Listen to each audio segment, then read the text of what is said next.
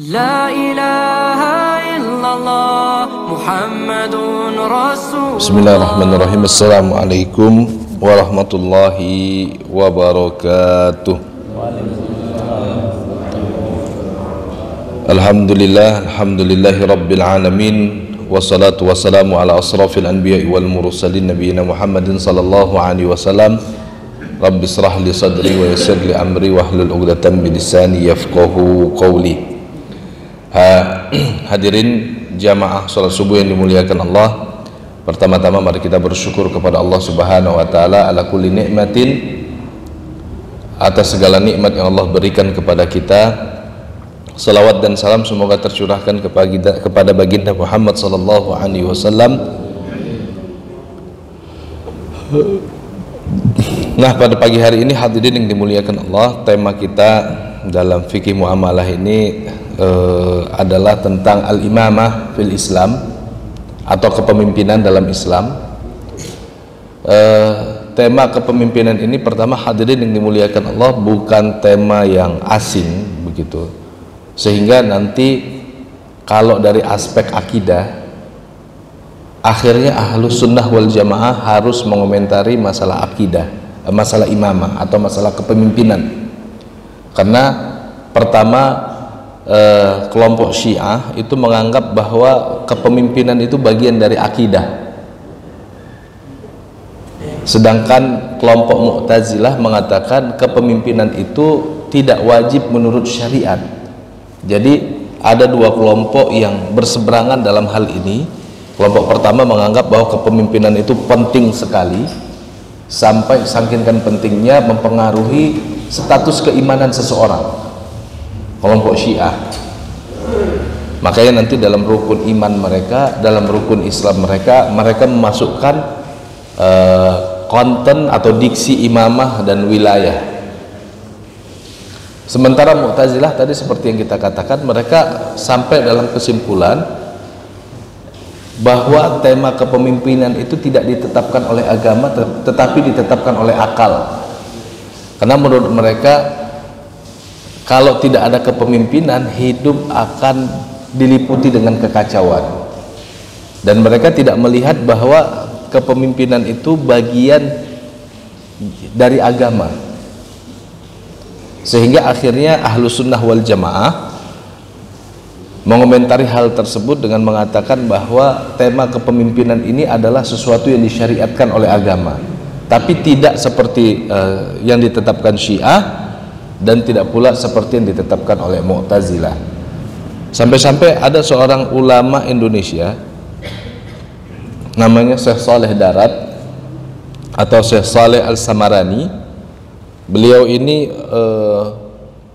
mensyarah kitab namanya Jauharutut Tauhid, ya, kitab yang berbicara tentang ketauhidan. Dan di dalam kitab Jauharutut Tauhid, Syekh Al-Laqani Al-Maliki berbicara tentang bab kepemimpinan, dan kemudian hal tersebut disyarah oleh Syekh Saleh Darat dengan menetapkan kepemimpinan dalam akidah atau kepemimpinan dalam ahlus sunnah wal jamaah. Aslinya hadirin yang dimuliakan Allah, apa yang saya akan bicarakan ini adalah kumpulan tulisan saya, karena kebetulan saya penulis di majalah. Ternyata kalau saya rapi-rapikan ada 53 halaman yang kalau dibuat dalam format buku bisa sampai 2 kali lipat lebih, ya, sekitar 130-an halaman. Maka saya awali pembahasan ini pertama tentang kata imamah atau kata kepemimpinan. Ternyata kata kepemimpinan ini diambil dari kata amma ya ummu, yang kalau kita terjemahkan secara harfiah artinya sesuatu yang di depan. Makanya nanti imam itu disebut imam karena dia ammahum atau amma bihim, karena dia secara fisik adalah tokoh yang ada di depan. Tadi ketika saya jadi imam, saya di depan dan saya menjadi qudwah, menjadi tauladan begitu. Ketika saya ruku semuanya harus ruku, ketika saya sujud semuanya harus sujud. Itulah konsep kepemimpinan. Makanya Rasulullah Sallallahu Alaihi Wasallam mengatakan, ju'ilal imamu liyutamma bihi. Imam itu dijadikan untuk diikuti. Fa idza raki'a farka'u, kalau dia ruku maka rukulah kalian, wa idza sajada fasjudu, kalau dia sujud sujudlah kalian. Maka kepemimpinan itu dalam Islam luas, tidak hanya kepemimpinan itu dalam aspek sosial bermasyarakat, atau kemudian kalau yang lebih besar adalah pada aspek politik,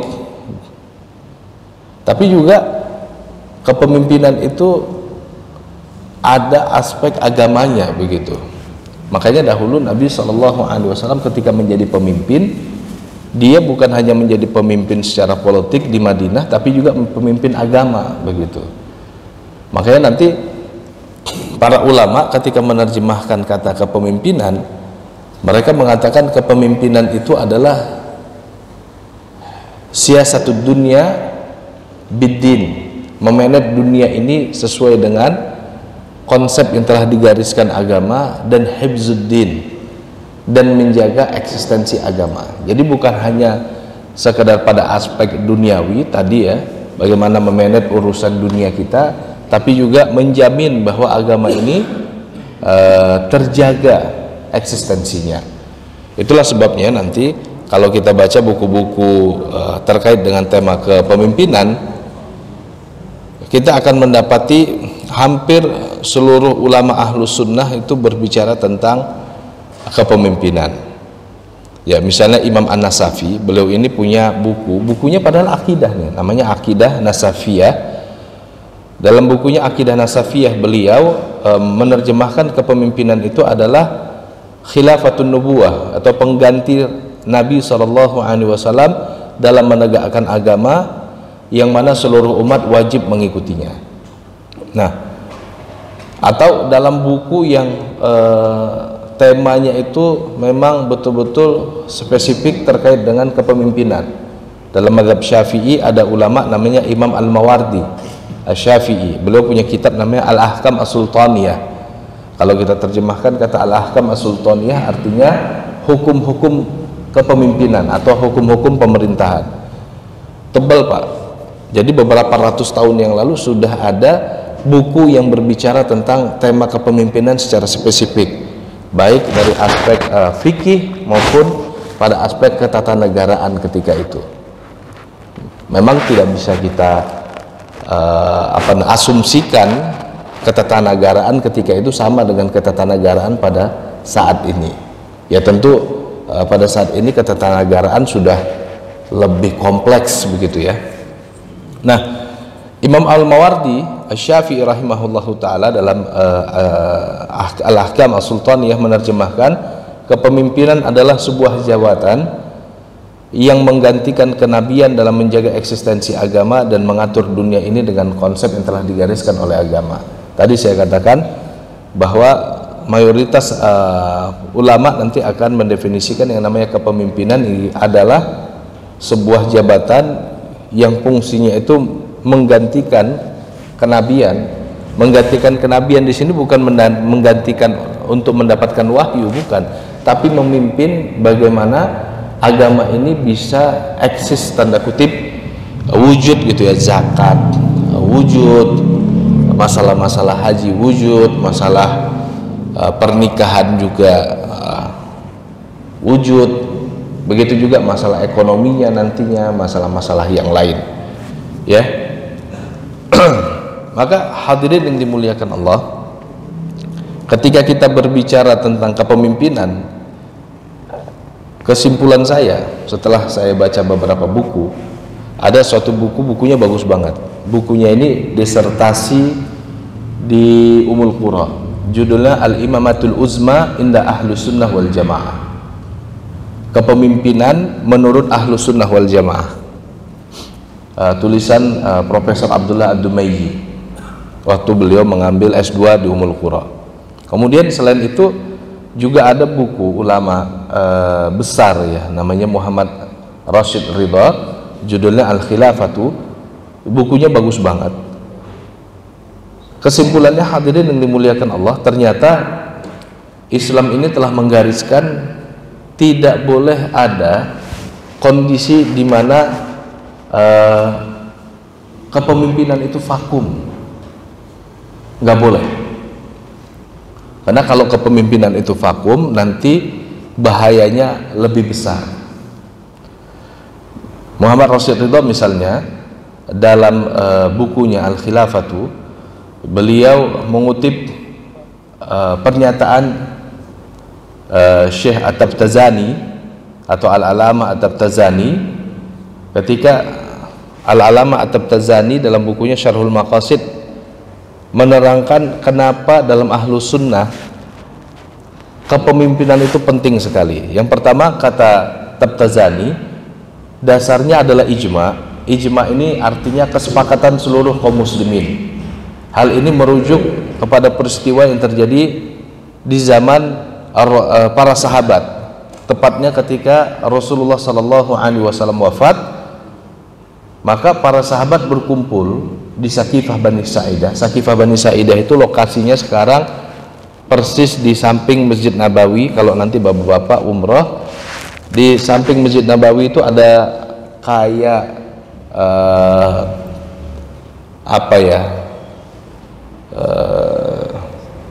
kayak taman ya. Karena Sakifah itu kalau diterjemahkan secara harfiah artinya taman. Nah, di samping Masjid Nabawi itu ada taman. Nah, di taman itulah dahulu para sahabat berkumpul. Kemudian mereka memutuskan siapa pengganti Rasulullah SAW dalam kepemimpinan umat. Padahal hadirin yang dimuliakan Allah, pada saat yang sama Rasulullah SAW belum ditazhiz. Rasulullah ketika wafat belum dikafani, belum dimandikan, belum disolati, dan belum dikuburkan. Tapi para sahabat sudah mengambil sikap harus segera mengangkat pemimpin sepeninggalan Rasulullah SAW. Dan mereka pada saat itu tanda kutip sepakat hal ini harus didahulukan. Maka ini menjadi dasar para ulama untuk menetapkan kepemimpinan itu wajib berdasarkan ijma atau kesepakatan para sahabat ketika itu. Tentunya para sahabat dalam hal ini tidak memahami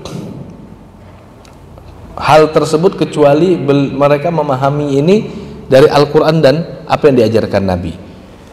Artinya nggak mungkin dong para sahabat ketika itu berkumpul kemudian menyegerakan kepemimpinan atau mereka segera mengangkat kepemimpinan sepeninggalan Rasulullah, kecuali hal itu mereka pahami memang berdasarkan Al-Quran, memang berdasarkan ajaran Nabi. Padahal hadirin yang dimuliakan Allah, kita sama-sama tahu ya, ada beberapa hal yang harus disegerakan dalam agama ini, termasuk kalau ada orang yang sudah wafat, tajhiznya, proses pengapanannya, pemandiannya, penyolatannya, penguburannya itu kan harus didahulukan, nggak boleh ditunda-tunda. Tapi para sahabat ketika itu ngelihat mengangkat kepemimpinan itu lebih wajib, lebih urgen, lebih penting, tanda kutip, dibandingkan harus mentajhiz atau mengkafani, memandikan, menyolati dan menguburkan Nabi SAW. Dan sekali lagi, ini nggak mungkin mereka lakukan secara jamaatan, berjamaah, sepakat, kecuali memang mereka memahami begitulah ajaran Nabi SAW dan begitulah yang diterangkan di dalam Al-Quran. Dan sekaligus ini menjadi titik poin bahwa kepemimpinan itu penting sekali, sehingga apapun tidak lebih penting dibandingkan itu, begitu ya. Nah, hadirin yang dimuliakan Allah, kedua, kata Syekh Rashid Ridha mengutip pendapat Tabtazani, kenapa kepemimpinan itu penting sekali? Karena tidak akan terlaksana beberapa kewajiban kecuali dengan adanya kepemimpinan, seperti penerapan hukum, menjaga perbatasan, menerapkan prinsip-prinsip keadilan dan yang lain-lain.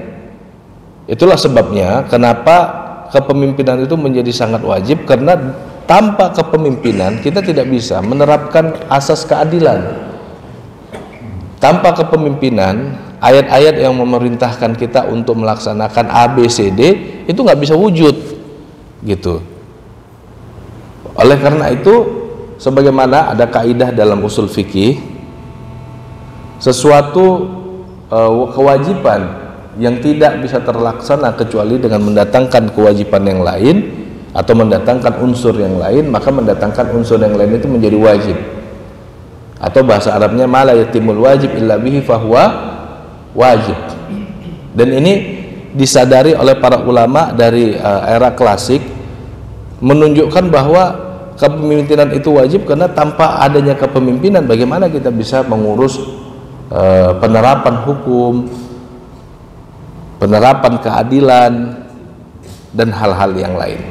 Ketiga, dengan adanya kepemimpinan ada banyak manfaat yang tidak terhitung dapat dipetik, dan banyak bahaya yang dapat dielakkan. Untuk mencapai itu semua, maka wajib hukumnya mengangkat seorang pemimpin. Yang keempat, kewajiban mentaati pemimpin dan mengenal konsep kepemimpinan yang sesuai dengan Al-Quran dan Sunnah menunjukkan kewajiban merealisasikannya.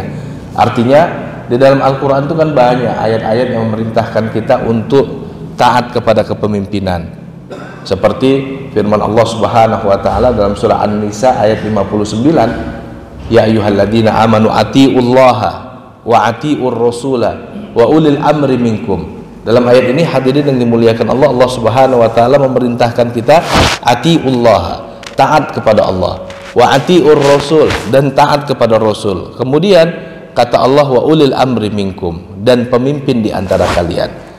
Ayat ini dipahami oleh para ulama, perintah untuk taat kepada pemimpin itu menunjukkan perintah untuk menegakkan kepemimpinan.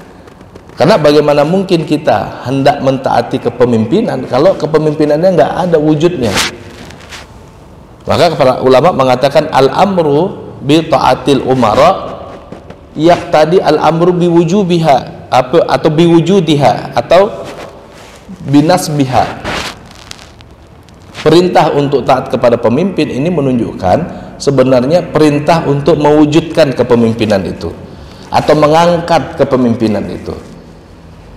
Maka hal ini menjadi kesepakatan sekali lagi ya oleh para ulama, nggak boleh itu umat lontang-lantung tidak memiliki kepemimpinan begitu. Karena nanti kemaslahatan umat itu tidak akan bisa wujud tanpa adanya kepemimpinan. Maka dari sini hadirin yang dimuliakan Allah, sekali lagi saya katakan kalau kita kembali ke buku-buku, termasuk nanti buku-buku fikih, ya buku-buku fikih yang tebal-tebal, baik itu mazhab Hanafi, mazhab Maliki, mazhab Syafi'i, mazhab Ahmad bin Hambal, semuanya sepakat satu, bahwa kepemimpinan itu wajib ditegakkan. Itu dia. Pertanyaannya hadirin yang dimuliakan Allah, ada beberapa pertanyaan ya, misalnya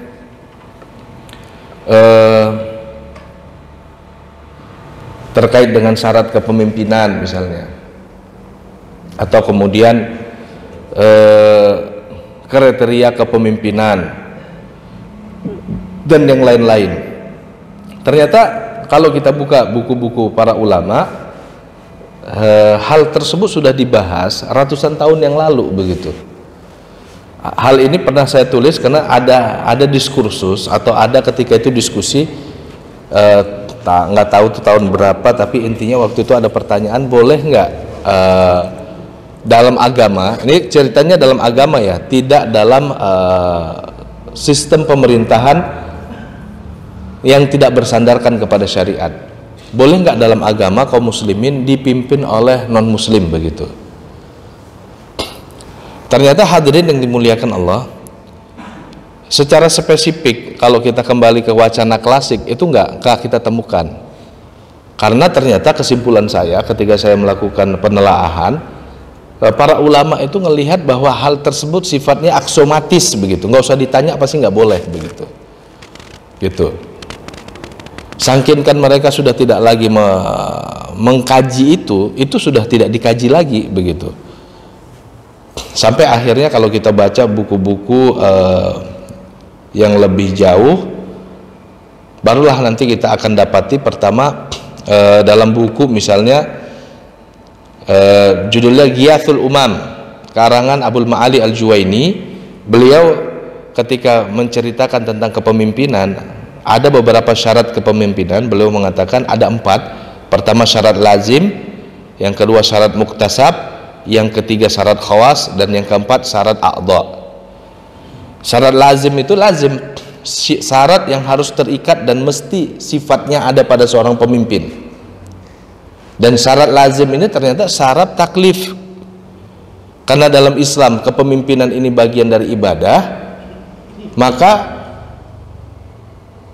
ketika seseorang ingin beribadah kan ada syarat yang disebut syarat taklifi, bahwa yang beribadah itu pertama muslim, yang kedua akil, yang ketiga baligh, begitu.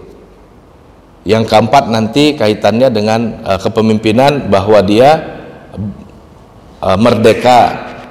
Yang kelima karena terkait dengan kepemimpinan dia laki-laki. Ini disebut syarat lazim, syarat yang mesti ada. Karena sekali lagi ya, kaum muslimin melihat bahwa kepemimpinan itu ibadah. Maka sebagaimana ibadah, ada beberapa syarat yang sifatnya mesti dihadirkan. Makanya saya katakan tadi, di berbagai buku, karena ini dianggap sesuatu yang a priori begitu ya, sesuatu yang orang dianggap sudah pasti paham lah begitu, jadi nggak dibahas lagi. Tapi ternyata di era kita ternyata orang nggak paham begitu. Benar nggak dalam agama kepemimpinan itu boleh diserahkan kepada non muslim misalnya? Ini kita berbicara dalam konsep fikih ya, tidak berbicara dalam konsep tata negara yang sekarang ada di Indonesia. Nah, bahkan hadirin yang dimuliakan Allah, sangkinkan ini dianggap sudah aksiomatis tadi, apa bahasanya tuh, sudah a priori, artinya sudah diharapkan kaum muslimin itu paham sajalah begitu, sehingga nggak dibahas-bahas lagi. Tapi kalaupun kita cari-cari penjelasannya, yang pertama kalau terkait dengan syarat yang kita sebut tadi, syarat lazim ada 5 tadi, atau beberapa penulis lain menyebutnya syarat asasi, syarat yang paling fundamental. Karena nanti kalau syarat muktasab, syarat yang terkait dengan keterampilan yang dimiliki atau kapabilitas, itu tanda kutip tidak terlalu fundamental, tapi bagian dari syarat. Ada juga nanti syarat khawas, syarat yang terkait dengan panca indera. Dan ada juga syarat a'dha, syarat yang terkait dengan anggota tubuh. Nah, kita fokus kepada syarat lazim, hadirin yang dimuliakan Allah. Yang pertama ternyata dalam fikih itu, dalam kitab-kitab klasik itu, dalam wacana-wacana klasik, yang pertama itu adalah Islam, gitu. Dan menariknya, kalau ulama-ulama sekarang kan, kalau saya baca-baca nih, para penulis sekarang, kenapa pemimpin harus dari kalangan kaum muslimin? Maka dalil yang mereka sodorkan adalah ayat Allah yang tadi kita bacakan, surah An-Nisa 59. Atiullaha wa atiur rasul wa ulil amri minkum. Taatilah Allah, taatilah Rasul, dan pemimpin di antara kalian. Jadi ulama-ulama sekarang menawarkan ayat ini sebagai dalil. Pemimpin itu minkum, harus dari sebagian kalian. Maksudnya harus datang dari sebagian kaum muslimin. Tapi ternyata kalau ulama-ulama klasik nggak itu yang mereka jadikan dasar. Yang mereka jadikan dasar justru surah An-Nisa surat keempat ayat 141, ya, yaitu wala yaj'alallahu lil kafirina 'alal mu'minina sabila. Yang kalau kita terjemahkan wala yaj'alallahu lil kafirina 'alal mu'minina sabila, artinya Allah Subhanahu wa taala sekali-sekali tidak pernah memberikan jalan kepada orang-orang kafir untuk menguasai orang-orang beriman. Justru ayat ini yang dijadikan ulama-ulama klasik sebagai dasar kenapa kepemimpinan itu harus dipegang oleh kaum muslimin begitu dalam sistem kepemimpinan Islam ya. Karena kalau diberikan kepada non muslim itu berarti membuka jalan bagi non muslim untuk menguasai orang-orang beriman, begitu. Makanya dalam buku-buku mereka itu dikatakan hal ini sudah ijma, ya, sebagaimana dinukilkan Ibnu Munzir. Beliau menyatakan dalam bukunya, Ibnu Munzir ini kan mengutip hal-hal yang sudah diijma'kan atau sudah disepakati oleh para ulama. Maka beliau mengatakan ajma'a kullu man yuhfad anhu min ahli ilmi anal kafir la wilayata lahu alal muslimin. Seluruh ahli ilmu telah ijma', telah sepakat bahwa orang kafir tidak memiliki hak untuk memimpin kaum muslimin. Nah, maka dari sini hadirin yang dimuliakan Allah, kepemimpinan non muslim begitu ya tidak sah menurut agama berdasarkan ayat tadi, begitu.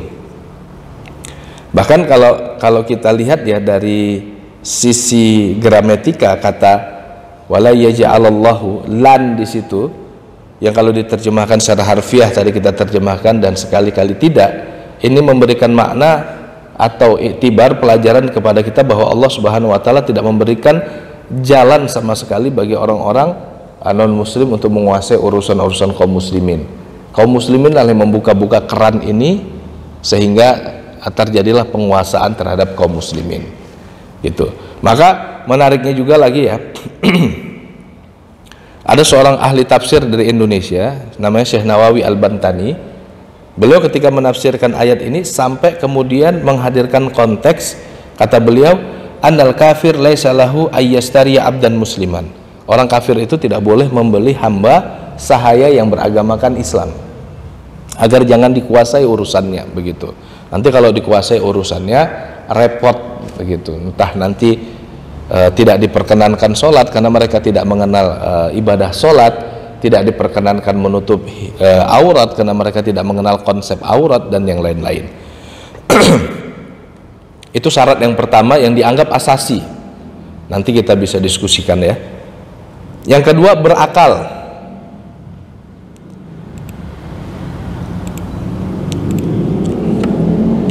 Ya, ternyata berakal termasuk syarat asasi yang paling penting dalam kepemimpinan.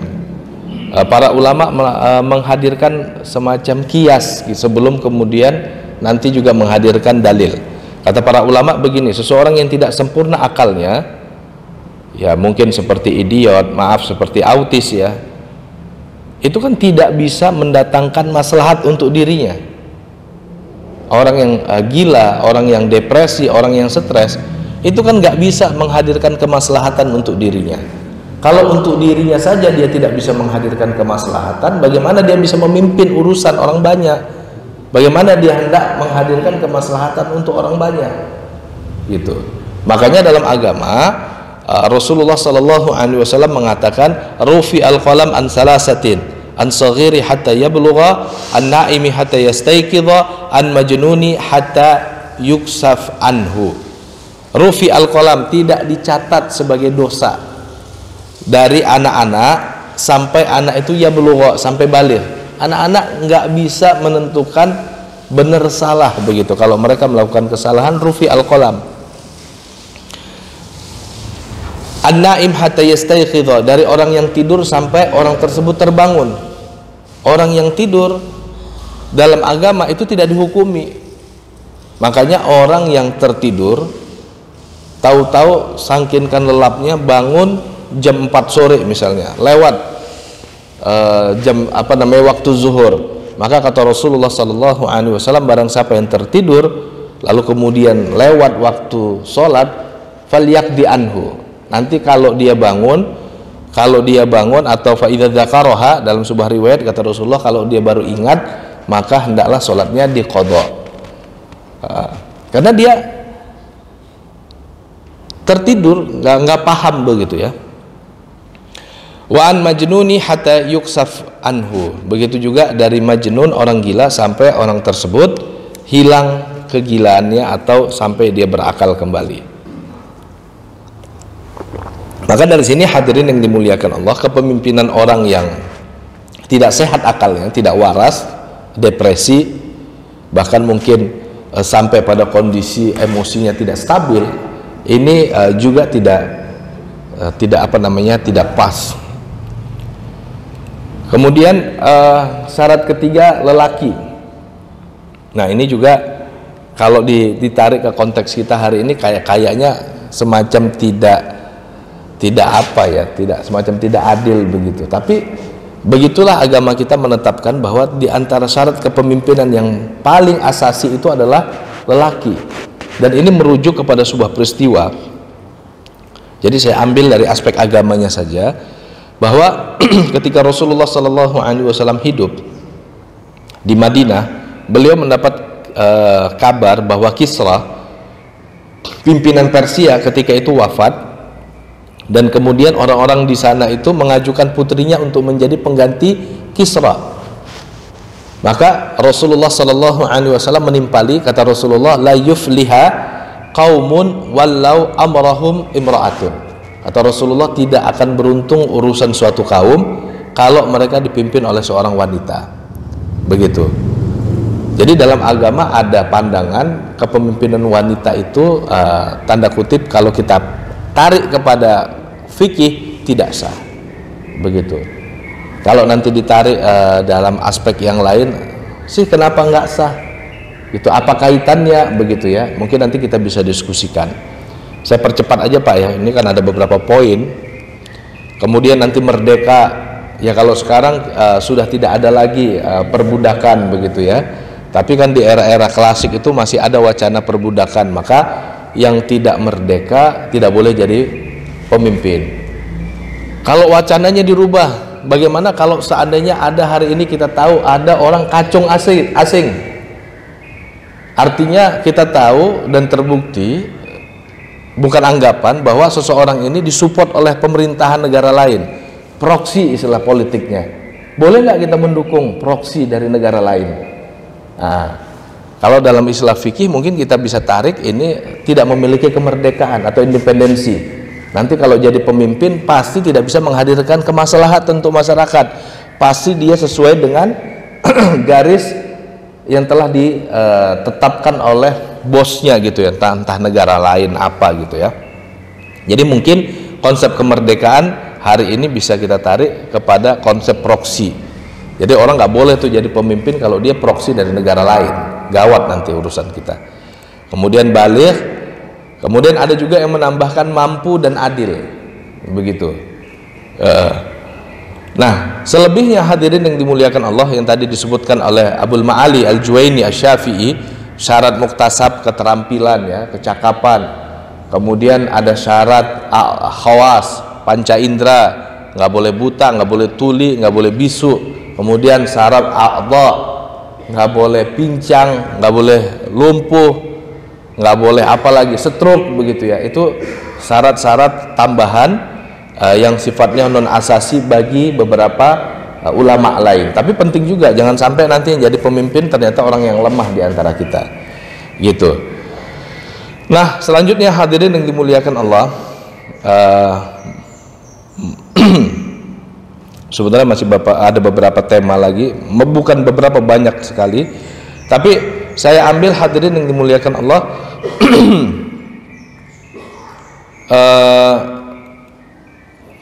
Jadi ada diskusi dalam buku-buku itu, buku-buku klasik itu sebenarnya pemimpin yang bagus itu seperti apa begitu. Ternyata sebagian ulama itu mengutip firman Allah Subhanahu wa taala dalam surah Al-Maidah ayat 55. Allah Subhanahu wa taala berfirman, "Innama waliyukumullahu wa rasuluhu walladzina amanu alladzina yuqimunas shalah wa yu'tunaz zakah wa hum raki'un." Dalam ayat ini hadirin yang dimuliakan Allah, Allah Subhanahu wa taala mengabarkan sesungguhnya pemimpin kamu atau waliyukumul, wali kalian, pemimpin-pemimpin kalian itu adalah Allah, Rasulnya, dan orang-orang beriman. Dan ini sekali lagi sebagai dalil ternyata kepemimpinan itu harusnya diberikan kepada orang-orang yang beriman. Yuqimunas shalah, yaitu mereka yang menegakkan salat, wa yu'tunaz zakah, mereka yang menunaikan zakat, wa hum raki'un, dan mereka ruku', dalam artian mereka juga melaksanakan salat secara berjamaah. Ayat ini sekali lagi hadirin yang dimuliakan Allah diletakkan oleh para ulama itu sebagai pandangan bagaimana kita memilih seorang pemimpin begitu. Bukan syarat secara fikhiyah, tapi kalau kita mau lihat secara ini orang cocok jadi pemimpin, apa ini indikatornya? Maka salah satu indikator yang dipakai oleh para ulama adalah ayat ini. Pemimpinnya itu yuqimunas shalah enggak? Pemimpinnya itu menegakkan sholat enggak? Pemimpinnya itu yu'tunaz zakah enggak? Bayar zakat enggak? Pemimpinnya itu rakiun enggak? Pemimpinnya itu melaksanakan sholat secara berjamaah enggak gitu. Artinya dalam Islam kan kepemimpinan itu bukan hanya sekedar kepemimpinan politik, tapi juga dia harus hadir di masyarakat, memimpin pelaksanaan sholat misalnya. Maka dari sini hadirin yang dimuliakan Allah, Al-Quran itu memberikan sedikit indikator kalau kita mau melihat sebetulnya pemimpin itu yang baik kayak gimana. Ya dilihat sholatnya, dilihat zakatnya, dilihat saumnya, dilihat keberpihakannya kepada kebenaran gitu. Sejauh mana dia lebih berpihak kepada kebenaran dan keadilan daripada selainnya. Artinya kalau ada kepemimpinan ternyata kepemimpinan itu lebih berpihak kepada politik rente, berpihak kepada kepentingan segelintir manusia karena di situ ada cuan begitu. Ya ini bukan kepemimpinan yang bisa menghadirkan kemaslahatan. Atau istilah orang-orang barat tuh kepemimpinan oligar begitu ya. Maka oleh karena itu hadirin yang dimuliakan Allah, ini ada beberapa hal yang mungkin nanti bisa kita diskusikan ketika berbicara tentang konsep kepemimpinan dalam Islam. Nah sekali lagi saya simpulkan, kepemimpinan ini tema yang klasik banget karena nggak bisa kita katakan tidak penting. Itulah sebabnya kenapa aliran Syiah itu menjadikan kepemimpinan itu bagian dari iman begitu, dan Ahlus Sunnah tidak menyatakan demikian. Jadi Ahlus Sunnah dalam hal ini pertengahan. Kalau Mu'tazilah mengatakan kepemimpinan itu tidak ditetapkan secara syariat, cukup ditetapkan secara akal, karena nggak mungkin kemaslahatan dapat wujud kecuali dengan adanya kepemimpinan. Maka kata Ahlus Sunnah, kita tidak seperti Syiah yang menganggap kepemimpinan itu bagian dari iman, tapi tidak seperti Mu'tazilah yang menganggap kepemimpinan itu hanya kemaslahatan saja. Kepemimpinan dalam Ahlus Sunnah itu ditetapkan berdasarkan ayat dan hadis beserta ijma para sahabat gitu. Sebetulnya apa tujuan kepemimpinan menurut Ahlus Sunnah wal Jamaah? Tujuan kepemimpinan menurut Ahlus Sunnah wal Jamaah adalah bagaimana kita bisa menjamin eksistensi agama. Jangan sampai agama ini nanti teraniaya tanda kutip, sholat aja nggak boleh gitu ya, bayar zakat dan yang lain-lain dihalang-halangi begitu, seperti di negara-negara komunis begitu. Dan juga menjamin bahwa manajemen dunia ini berdasarkan prinsip-prinsip agama, diantaranya keadilan gitu. Jangan sampai keadilan menjadi sesuatu yang mahal gitu, dan yang lain-lain yang merupakan prinsip dari agama. Mungkin ini saja hadirin yang dimuliakan Allah, nanti kita lanjutkan dengan diskusi. Saya pikir pastinya jamaah memiliki beberapa pertanyaan. Mudah-mudahan makalah-makalah ini bisa diterbitkan nantinya sehingga bisa menjadi wacana baru dalam isu kepemimpinan. Ini saja saya kembalikan kepada moderator. Bagi yang mau bertanya atau komentar, persilakan.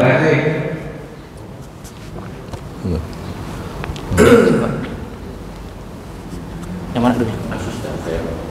Oh, dua kiri. Terima kasih.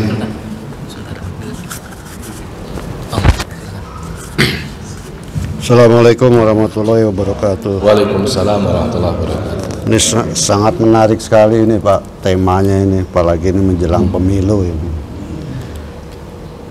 Saya pernah bermuzakarah diskusi sama orang-orang HTI tentang kekhalifahan Pak, Pak Ustadz. Jadi di antaranya ini kan bahwa kekhalifahan ini sudah kepemimpinan ini sudah lama terjadi sejak zaman Khilafah Rasyidin.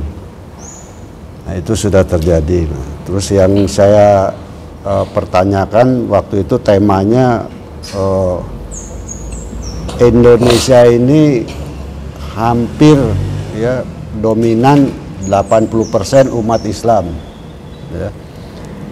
Apakah bisa dibuat gitu sistem daripada kekhalifahan?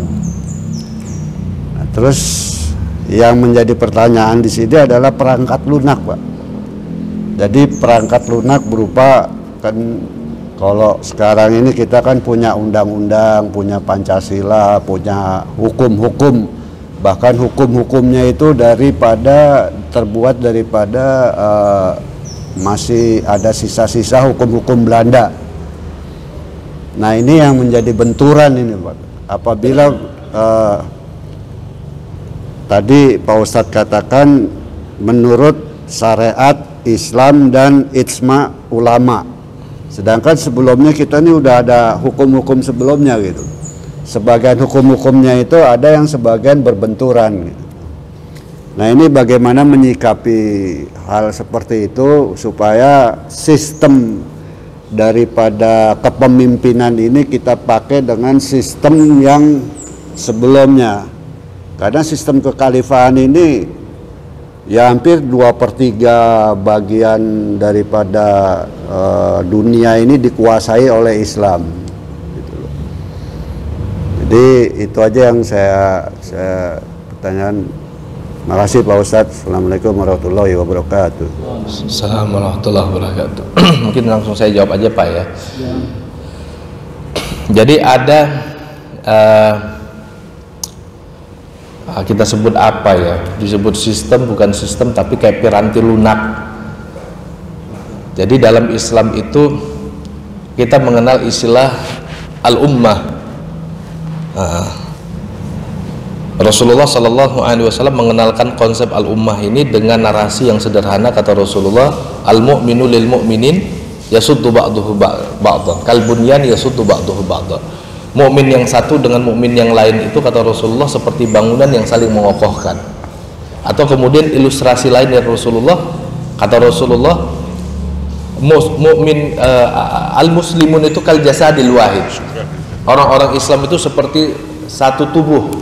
Idza ishtaka adwun ishtaka syairul jasad bisahari wal ummah. Kalau ada satu anggota tubuh itu merasakan sakit, maka seluruh tubuh pasti akan merasakan sakit, pasti akan merasakan demam, pasti akan merasakan nggak nyaman sampai dia sahar, sampai dia bergadang saking tidak nyamannya. Nah, ini kan menunjukkan bahwa kita itu tidak disekat-sekat oleh batas-batas geografis yang kita kenal hari ini. Begitu. Makanya dalam wacana budaya Melayu misalnya ya, Melayu itu kan bukan ras, tapi Melayu itu adalah sekelompok masyarakat yang ada di Asia Tenggara ini. Mereka beragamakan Islam, berbahasakan dengan bahasa Melayu, berbudayakan dengan budaya Melayu yang merupakan penafsiran dari Islam itu sendiri, begitu. Makanya bagi kemelayuan itu ya, Banjar itu orang Melayu, Banten itu orang Melayu, Bugis itu Melayu, ya Melayu.